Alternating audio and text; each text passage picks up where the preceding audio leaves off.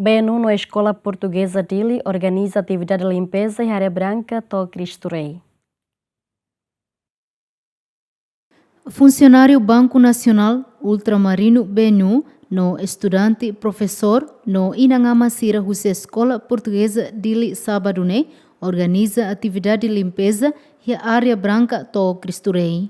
Atividade de limpeza e âmbito literacia oceânica no Lihusi, atividade bele motiva emaseluk onde hamos tasi ibun o siliço plástico no for apoio para desenvolvimento economia azul no turismo nebe sustentável e a Timor-Leste. A atividade sirane a BNU associa com a escola portuguesa a tuhalo sensibilização contra lixo, lixo e hatasi. Itane tasi ne ita tem que preservar tama ainda ne rikusoi nebe ita iha.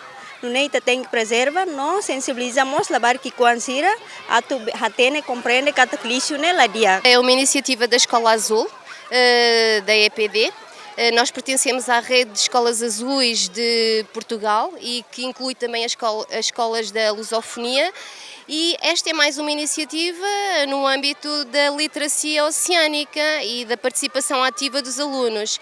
Com esta atividade nós pretendemos sobretudo sensibilizar para o lixo, para a enorme quantidade de lixo que há nas praias em Timor-Leste, e também desta vez trouxemos uma novidade, que foi um Papa Beatas, porque existem imensas beatas na praia, enterradas na areia, que os filtros demoram mais de 5 anos a desaparecerem e transformam-se em microplásticos que acabam por ir para as cadeias alimentares, e é um problema também de saúde.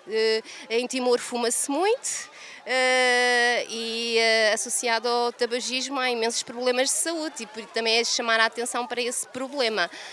Ao mesmo tempo, então, tentámos relacionar a saúde com o problema ambiental, que é as beatas enterradas na areia.